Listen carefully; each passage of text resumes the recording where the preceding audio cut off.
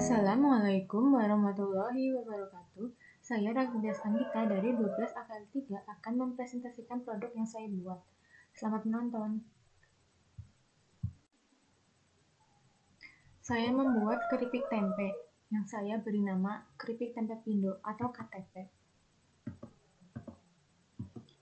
Di sini saya akan menjelaskan latar belakang, visi, misi, dan tujuan.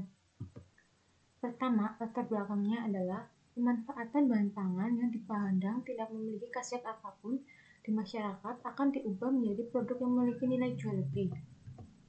Yang kedua adalah kedelai memiliki banyak vitamin dan khasiat. Vitamin yang ada dalam kedelai adalah vitamin E, vitamin K, folat, vitamin B1, B2, B3, B6, dan vitamin K. Visi usaha saya adalah menjadikan kedelai populer di kalangan masyarakat serta membuat makanan dengan gizi yang tinggi. Misi usaha saya adalah membuat produk yang enak dan menjaga rasa serta pengolahan yang baik. Yang kedua adalah membuat inovasi produk dengan bahan baku yang sama. Yang ketiga adalah meningkatkan kualitas produk dari hari ke hari. Tujuan usaha saya adalah membuka lapangan pekerjaan untuk mengurangi angka pengangguran. Yang kedua adalah mempertahankan selera masyarakat. Yang ketiga adalah menunjukkan manfaat dari kedelai. Yang keempat adalah mendapatkan keuntungan. Lalu profil usaha. Yang pertama adalah nama usaha. Nama usaha saya adalah KTP atau Keripik Tempe Pindo. Pemilihan nama KTP bertujuan untuk lebih mudah diingat oleh orang banyak. Yang kedua, jenis usaha. Jenis usaha saya adalah dagang manufaktur di bidang kuliner. Lokasi usaha, Jalan Serandil Adipala. Pemilihan tempat karena ramai, strategis, akses masuk mudah, dan masih asri. Karena lokasi usaha saya berada di pedesaan yang belum banyak polusi udara.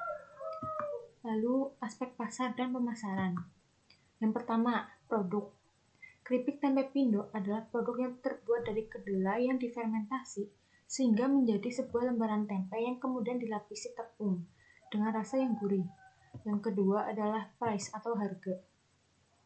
Dengan pertimbangan biaya bahan baku, biaya tenaga kerja, dan biaya lain-lain, produk ini dihargai dengan Rp10.000 per bungkus. Harga ini termasuk harga yang ekonomis untuk kalangan masyarakat masa kini.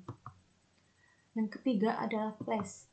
Kegiatan produksi sampai dengan pengemasan dilakukan di satu tempat, yaitu di sebuah bangunan yang beralamat di Kecamatan Adipala. Alasan pemilihan tempat karena tempat strategis, ramai, dan akses masuk mudah. Yang keempat, promotion atau promosi. Promosi akan dilakukan dari mulut ke mulut, selebaran, media online seperti Facebook, WhatsApp, Instagram, dan lain-lain. Pelayanan terhadap konsumen dilakukan secara online maupun offline. Lalu kemudian saya akan menjelaskan tentang analisis pesaing usaha. Saya menggunakan analisis SWOT. Yang pertama, strength atau kekuatan. Produk yang memiliki kualitas serta rasa yang enak dengan nutrisi yang kaya akan vitamin serta serat membuat penulis percaya bahwa produk yang dibuat dapat bertumbuh serta diterima masyarakat secara luas. Ini adalah kekuatan yang penulis punya. Yang kedua, weakness atau kelemahan.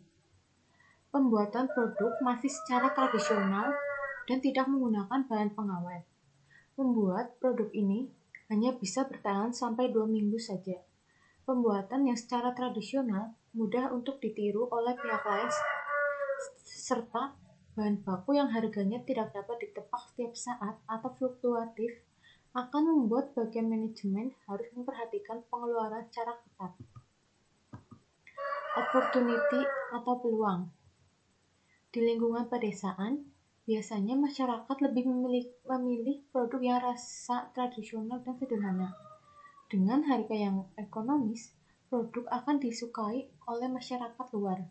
Dari segi ekonomi sendiri, kebanyakan masyarakat pedesaan memiliki ekonomi menengah ke bawah, sehingga produk yang dibuat dapat bertahan bahkan berkembang.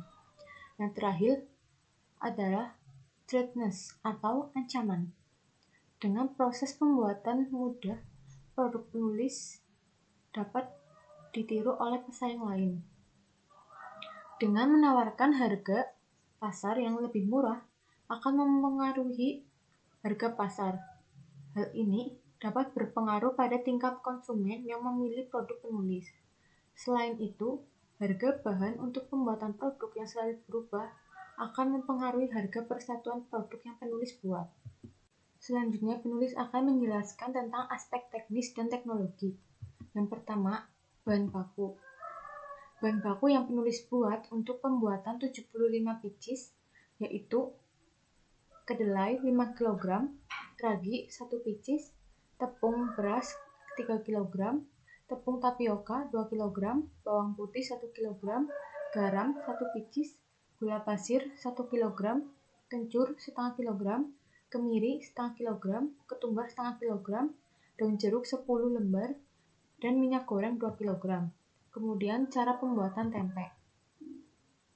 Penulis di sini akan menjelaskan cara pembuatan tempe, lalu setelah itu penulis akan menjelaskan tentang cara pembuatan keripik tempenya. Yang pertama, cara pembuatan tempe. Pertama, cuci bersih kacang kedelai.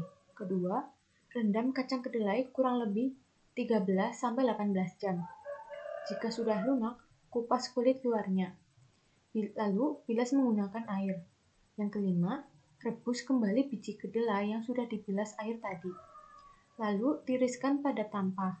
Kipasi menggunakan kipas angin hingga tidak terlalu panas.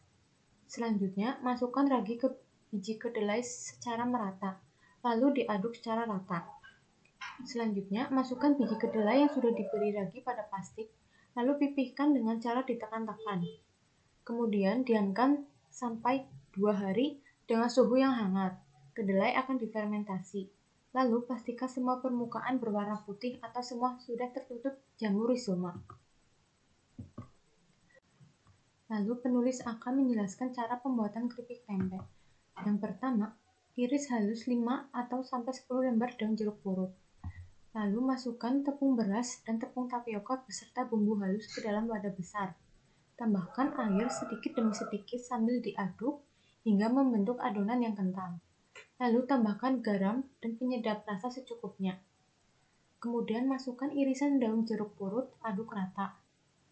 Lalu panaskan minyak goreng dalam jumlah banyak dengan panas yang sedang. Jangan terlalu panas.